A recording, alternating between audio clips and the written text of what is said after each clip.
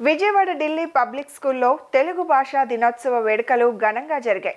వ్యవహారిక భాషా ఉద్యమకారుడు గిడుగు రామ్మూర్తి పంతులు జయంతి సందర్భంగా తెలుగు భాషా దినోత్సవ వేడుకలు నిర్వహిస్తున్న సంగతి తెలిసిందే. ఈ క్రమంలో ఢిల్లీ పబ్లిక్ స్కూల్లో తెలుగు బోధనా విభాగం ఆధ్వర్యంలో తెలుగు భాషా దినోత్సవ వేడుకలు ఘనంగా నిర్వహించారు. ఈ కార్యక్రమంలో స్కూల్ యాజమాన్యం, అధ్యాపకులు పాల్గొని తెలుగు భాష విశిష్టతను, ఔన్నత్యాన్ని విద్యార్థులకు తెలియజేశారు.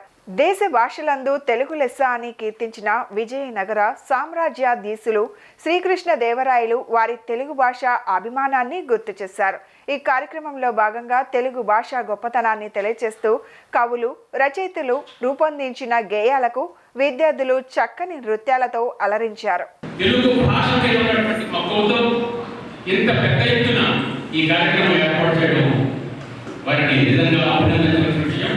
ఈ ఆలోచనకి కారణమైనటువంటి ఢిల్లీ పబ్లిక్ స్కూల్ యాజమాన్యానికి మరోసారి హృదయపూర్వకంగా ధన్యవాదాలు. జీవులలో ఉన్న సేవలంతయు చమత్కృతి పలుకులను సమర్పించు భాష.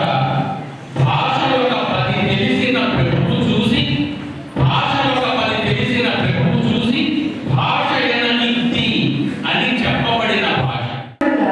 తగినంత పదజాలం గ్రాంధిక భాషలో లేకపోవడం, ఉన్న పదజాలం సామాన్య వర్గం చేరకపోవడం గమనించి గిడుగువారు భాషా సంస్కరణకు నడుపుతారు.